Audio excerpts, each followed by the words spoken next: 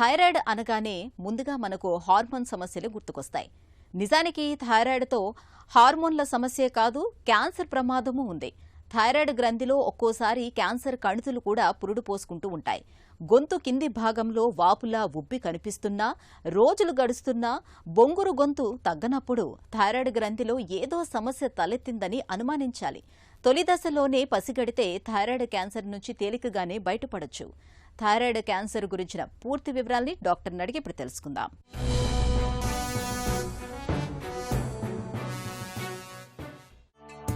Thyroid గ్రంథిలో సాధారణంగా ఎలాంటి సమస్యలు కనిపిస్తుంటాయి? థైరాయిడ్ సమస్యలు అనేది సర్వసాధారణం అయిపోయింది. ఎవరికి ఆపరేషన్ చేసినా కూడా ఈ థైరాయిడ్ సమస్యలతో వాళ్ళల్లో చాలామందిలో ఈ క్యాన్సర్ లక్షణాలు అనేటివి కనిపిస్తున్నాయి. లేడీస్లో కానీ మగవాళ్ళలో కానీ థైరాయిడ్ గడ్డలు అనేటివి ఎక్కువగా పెరిగింది. అంటే థైరాయిడ్ హార్మోన్ అనేది తక్కువ ప్రొడ్యూస్ కావటము, దానివల్ల ఈ టీఎస్హెచ్ అనేది పెరగటము, అది తల్లిదండ్రులు సరిగా చూసుకోకపోవటము, వీళ్ళు కూడా ఎల్ట్రాక్సిన్ కానీ థైరోనామ్ ప్రిపరేషన్స్ కానీ సరిగ్గా రెగ్యులర్గా వేసుకోకపోవటము, తర్వాత వాతావరణ పరిస్థితులు కానీ ఆహార పద్ధతుల వల్ల కూడా ఈ థైరాయిడ్ సమస్యలు అనేటివి ఎక్కువగా వచ్చేది. థైరాయిడ్ గ్రంథిలో కనిపించే గడ్డలన్నీ క్యాన్సరేనా? థైరాయిడ్కి వచ్చే గడ్డల్లో చాలా వరకు క్యాన్సర్స్ కాకుండా ఉండే గడ్డలే ఉంటాయి. సో వీళ్ళల్లో చిన్న సైజులో ఉన్నప్పుడే దాన్ని పసిగట్టినట్లయితే త్వరగా దానికి సంబంధించిన టెస్టులు, స్కాన్స్ కావచ్చు, ఎఫ్ఎన్ఏసి అంటారు, నీడిల్ టెస్టులు కానీ, థైరాయిడ్ హార్మోన్ టెస్ట్ కానీ, ఇట్లాంటి టెస్టులు సరిగా చేసి ఎలా ఉంది అనేది ఒకసారి ప్రాథమికంగా అది చూసుకోవటం, దానికి సంబంధించిన డాక్టర్ గారిని కలిసి వెరిఫై చేయించుకోవడం మంచిది.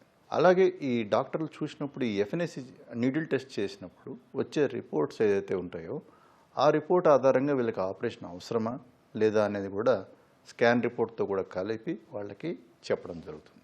సో ఇట్లాంటి వాళ్ళకి ఆపరేషన్స్ చేసినప్పుడు మోస్ట్ ఆఫ్ ది టైమ్స్ అది క్యాన్సర్ కాకుండా వచ్చే అవకాశమే ఎక్కువ ఉంటుంది. కానీ ఈ మధ్య ఇట్లాంటి వాళ్ళు ఆపరేషన్స్ చేసిన వాళ్ళలో కూడా క్యాన్సర్ డయాగ్నోసిస్ అనేది తరచుగా చూడడం జరుగుతుంది. థైరాయిడ్ క్యాన్సర్ ఎందుకు వస్తుంది? ముప్పు ఎవరికి ఎక్కువ? లాంగ్ స్టాండింగ్ అంటే ఎక్కువ కాలం ఈ థైరాయిడ్ గ్రంథి సంబంధించిన గడ్డని అలానే పెట్టుకొని ఎటువంటి ట్రీట్మెంట్ చేయించుకోకుండా అది బాగా సైజు పెరిగి చాలా ఎక్కువ సైజు ఉన్నప్పుడు ట్రీట్మెంట్కి వచ్చిన వాళ్ళల్లో ఈ థైరాయిడ్ క్యాన్సర్స్ అనేటివి ఎక్కువగా డయాగ్నోస్ చేయడం జరుగుతుంది. జెనెటికల్గా కూడా సంభవించే అవకాశం ఉంటుంది. అలానే ఏ కారణం లేకుండా వచ్చే థైరాయిడ్ క్యాన్సర్స్ అనేటివి బాగా ఎక్కువ పెరిగాయి. థైరాయిడ్ క్యాన్సర్ లక్షణాలు ఎలా ఉంటాయి? ఒకటి ఏంటంటే థైరాయిడ్ సంబంధించిన గడ్డ కొంచెం గట్టిగా ఉండటము, వాళ్ళలో వాయిస్ అనేది చేంజ్ ఉండడం, లేదా కాఫ్, ఆయాసం, ఒకవేళ లంగ్స్ స్ప్రెడ్ అయినట్లయితే, ఒకవేళ బోన్స్ స్ప్రెడ్ అయినట్లయితే ఎముకల నొప్పులు ఉండటం, ఇట్లాంటివి ఉంటాయి. కానీ ఎక్కువ శాతం వరకు థైరాయిడ్ క్యాన్సరు మామూలు గడ్డకు ఎటువంటి లక్షణాలు ఉంటాయో అదే లక్షణాలతోనే ఉండే అవకాశం ఉంటుంది. థైరాయిడ్ క్యాన్సర్ తాలూకు తీవ్రస్థాయి సమస్యలు ఎలా ఉంటాయి? అంటే థైరాయిడ్ క్యాన్సర్స్ని ఒకవేళ మనము నెగ్లెక్ట్ చేసినట్లయితే చుట్టుపక్కల భాగాలకి వ్యాపించే అవకాశం ఉంటుంది. ఒకటి వెనకనున్న ట్రాకియా అంటారు, విండ్ పైప్ అంటారు. మనము శ్వాస తీసుకున్నప్పుడు ఆ పైప్ ద్వారా ఊపిరితిత్తులకి గాలి వెళ్తుంది. సో ఆ విండ్ పైప్ని టచ్ అయినట్లయితే, ఇన్వాల్వ్ చేసినట్లయితే దానికి సంబంధించిన రిసెక్షన్ కూడా చేయాల్సి వస్తుంది. కొంతమందిలో లంగ్స్కి స్ప్రెడ్ అయిపోతుంది, బోన్స్ స్ప్రెడ్ అవుతుంది, ఇట్లా లివర్కి స్ప్రెడ్ అవుతుంది, కొంతమందిలో బ్రెయిన్కి కూడా స్ప్రెడ్ అవుతుంది, స్పైన్కి కూడా స్ప్రెడ్ అవుతుంది. అట్లా ఎర్లీ దిశగా ఉన్నది కాస్త 4వ స్టేజ్ డిసీజ్గా మారిపోయే అవకాశం ఉంటుంది. థైరాయిడ్ క్యాన్సర్ విషయంలో ఎలాంటి పరీక్షలు చేస్తారు? ఫస్ట్ 3 టెస్టులు అడ్వైస్ చేస్తాం. ఒకటి మెడకు చేసే స్కాన్, అల్ట్రాసౌండ్ నెక్ అంటాం.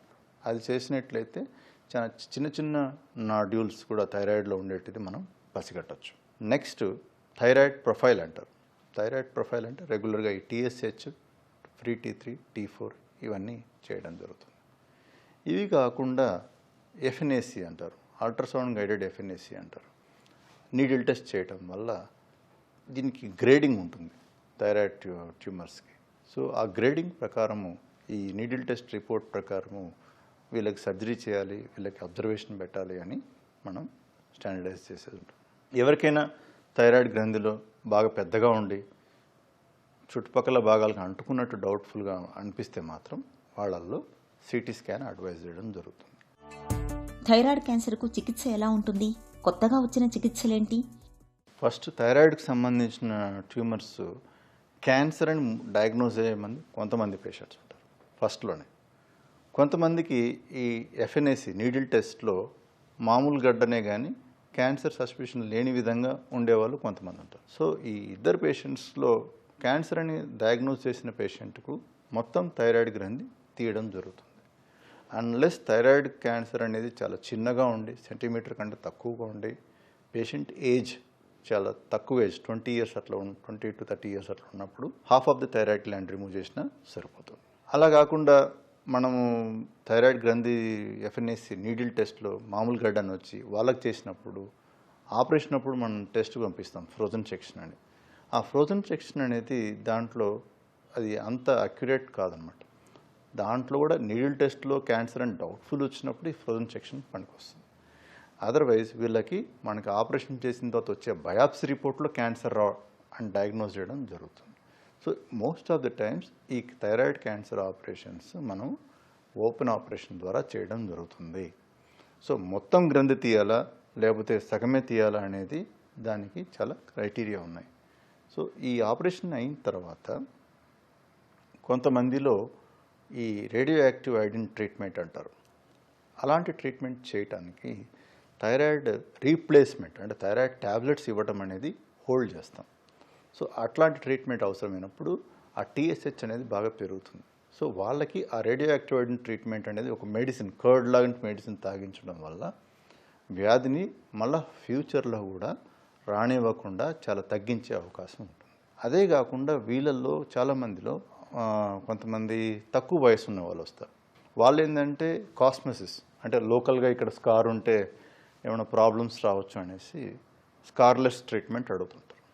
ఇట్లాంటి స్కార్లెస్ ట్రీట్మెంట్ అడిగిన వాళ్ళకి ఈ రోబోటిక్ సర్జరీ పరికరం ద్వారా చేయటం జరుగుతుంది. సో ఇటువంటి రోబోటిక్ పరికరం వల్ల ఆపరేషన్ చేసేటప్పుడు కూడా ఈ పారాథైరాయిడ్ గ్లాండ్స్ అంటారు, థైరాయిడ్ పక్కన ఉండే పారాథైరాయిడ్ గ్లాండ్స్ని కానీ వాయిస్ సంబంధించిన నర్వ్ కానీ చాలా కేర్ఫుల్గా చూస్ చేసినందువల్ల వీళ్ళకి మెరుగైన ఫలితాలు వస్తున్నాయి. కొన్ని థైరాయిడ్ సమస్యలకి ఈ రోబోటిక్ సర్జరీ కూడా ఒప్పుకోరు చాలా కొంతమంది పేషెంట్స్, ఓపెన్ సర్జరీ కూడా ఒప్పుకోరు. అట్లాంటి పేషెంట్స్ వాళ్ళకి ఏం చేస్తామంటే సైజ్ ఆఫ్ ద నాడ్యూల్ చిన్న size less than 2 centimeters size lesion థైరాయిడ్లో ఉన్న వాళ్ళకి ఆర్ఎఫ్ఏ అంటారు, రేడియో ఫ్రీక్వెన్సీ అబ్లేషన్. అది నీడిల్ పెట్టి ఆ ట్యూమర్ని చేస్తారన్నమాట, అంటే డిస్ట్రాయ్ చేస్తారు. కానీ ఇది మిగతా ట్రీట్మెంట్స్తో పోలిస్తే అంత స్టాండర్డ్ ట్రీట్మెంట్ కాదు. థైరాయిడ్ గ్రంథిలో గడ్డలు కనిపిస్తున్నప్పుడు ఆలస్యం చేయకుండా క్యాన్సర్ నిర్ధారణ పరీక్షలు చేయించుకోవాలి. క్యాన్సర్ గడ్డలని తేలినప్పుడు వెంటనే చికిత్స మొదలుపెట్టాలి. తొలి దశలో పసిగడితే థైరాయిడ్ క్యాన్సర్ నుంచి తేలికగానే బయటపడొచ్చు.